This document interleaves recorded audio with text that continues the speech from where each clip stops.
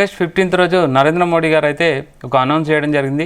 జిఎస్టీలో సవరణలు బాగా జరుగుతాయని. ముఖ్యంగా ప్రజెంట్ ఉన్న జిఎస్టీ స్లాబ్స్ చూస్తే 5, 12, 18, 28. సో ఇందులో ముఖ్యంగా మనకు 12 అండ్ 18 స్లాబ్లను తీసేయడం జరుగుతుంది. సో ఈ స్లాబ్లను తీసేస్తే మాత్రం చాలా మటుకు అంటే మనం రెగ్యులర్గా వాడుకునే వస్తువుల్లో మాత్రం చాలా తగ్గుతాయని అయితే ఎక్స్పర్ట్స్ చెప్పడం జరుగుతుంది.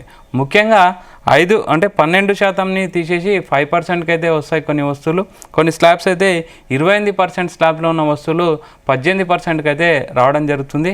ముఖ్యంగా చూద్దాం మనము 28% స్లాబ్లో ఉన్న వస్తువులని 18% స్లాబ్లోకి వస్తే ఫోన్లు, కంప్యూటర్లు, వాషింగ్ మిషన్లు, ఎయిర్ ప్యూరిఫైయర్స్, ప్రింటర్స్ అండ్ వంటి వాటి ధరలు అయితే తగ్గుతాయి. Monitors, projectors, setup boxes, digital cameras, video recorders, video game consoles, speakers, headphones, fans, grinders, mixie and water filters, hair dryers, electric irons ఇంకా ఇలాంటి ఎలక్ట్రిక్ సంబంధించిన వాటికి అయితే తగ్గడం జరుగుతుంది.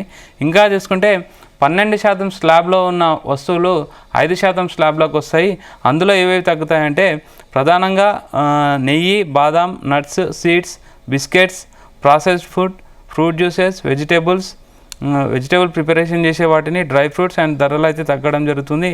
రోజు ఉపయోగించే toothpaste, soap, hair oil, paper and books and pens, pencils ధరలు అయితే తగ్గడం జరుగుతుంది. అదేవిధంగా బట్టలు, బూట్లు, చెప్పులు ధరలు కూడా తగ్గుతాయని చెప్తున్నారు.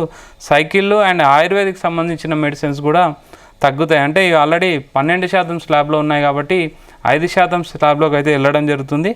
28% స్లాబ్లో ఉన్నాయంటే 18% స్లాబ్లోకి వెళ్ళడం జరుగుతుంది. సో దివాళీ వరకు ఇవైతే కొత్తగా ఇంప్లిమెంట్ అవుతాయి.